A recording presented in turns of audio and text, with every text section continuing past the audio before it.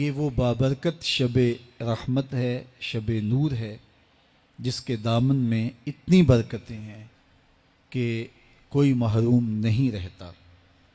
صرف وہ بد نصیب لوگ جو شرک میں مبتلا ہیں، جو سخت کینہ پرور ہیں، جو قطع رحمی کرتے ہیں، قاتل ہیں، عادی شرابی یا بدکار ہیں، انہیں اس مبارک رات میں محروم رکھا جاتا ہے، ورنہ اللہ کی رحمتوں کا عموم اس بابرکت راتوں میں اس قدر ہوتا ہے کہ کوئی گناہ گار جو اس کے حضور ہاتھ دعا کے لیے اٹھاتا ہے اور اپنا دامن پھیلا کے اس کی رحمتیں مانگتا ہے، اسے محروم نہیں رکھا جاتا، بلکہ اللہ سب گناہ گاروں کو جہنم کی آگ سے آزاد کر دیتا ہے۔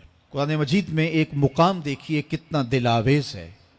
فرمایا ما یفعل اللہ بعذابکم، اللہ تمہیں عذاب دے کے کیا کرے گا؟ اس کی یہ چاہت نہیں ہے کہ تمہیں عذاب میں مبتلا کرے، اس کی چاہت یہ ہے کہ تم اس کی چوکھٹ پہ آؤ، جھولی پھیلاؤ، اس سے خیرات اور رحمت مانگو، اور وہ تمہارے ماضی کے سارے گناہ معاف کر کے، ساری غلطیاں معاف کر کے تمہیں اپنی رحمتوں سے مالا مال فرما دے۔ تو وہ بندوں کو بخشنے پہ، بندوں کی مغفرت کرنے پہ آمادہ ہے، اور اس کی رحمتیں بہانے تلاش کرتی ہیں۔ انسان کی فطرت کے اندر گناہ رکھا گیا ہے۔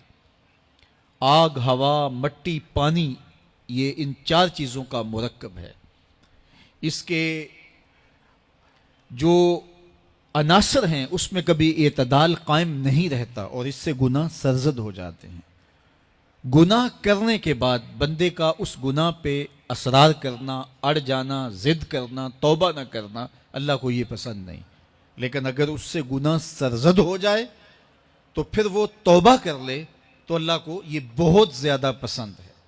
جو اس سے ہو سکے نیکی وہ اللہ کے حضور پیش کرے، لیکن اس کے اندر جو شر رکھی گئی ہے، اس کے اندر جو قوتیں گناہ کی رکھی گئی ہیں، اس سے اگر اس سے گناہ سرزد ہو جائے تو پھر وہ اللہ سے توبہ کرے، اللہ کی طرف رجوع کرے، تو اللہ اس کی توبہ کو نہ صرف قبول کرتا ہے بلکہ اس کے گناہوں کو معاف کرتا ہے اور گناہوں کو بدل کے نیکیوں میں تبدیل کر دیتا ہے۔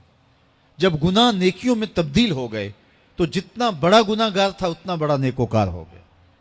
حضرت سیدنا عمر رضی اللہ تعالیٰ عنہ بازار میں جا رہے تھے تو ایک شرابی نے ہاتھ میں بوتل پکڑی تھی شراب کی، تو حضرت عمر ہاتھ میں درہ رکھتے تھے اور آپ کا جاہ و جلال دیدنیت ہوتا، تو جو ہی حضرت عمر رضی اللہ تعالیٰ عنہ کو اس نے دیکھا تو ڈر گیا، اور دل ہی دل میں کہا اے اللہ آج عمر کے قہر سے بچا لے، میں تیری بارگاہ میں سچی توبہ کرتا ہوں، اور جلدی سے شراب کو بغل میں چھپا لیا۔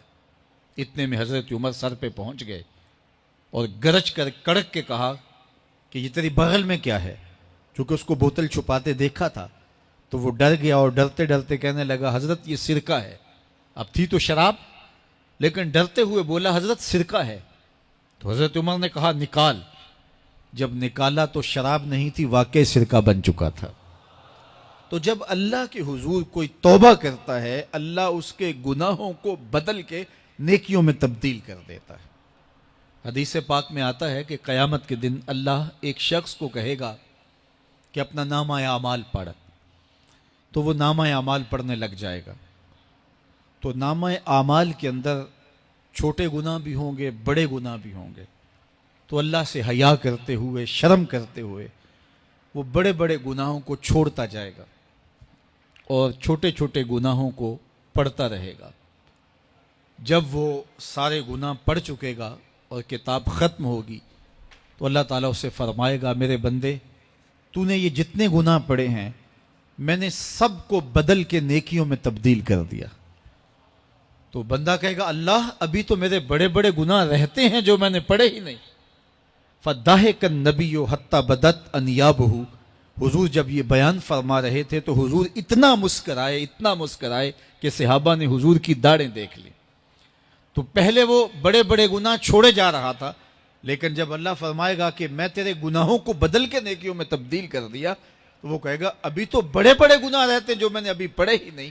تو جب کوئی بندہ اس کے حضور توبہ کرتا ہے، اللہ یہ نہیں دیکھتا اس نے گناہ کتنے کیے ہیں، یہ دیکھتا ہے بندہ آیا میری چوکھٹ پہ ہے تو اللہ اس کے پچھلے سارے گناہ معاف فرما دے.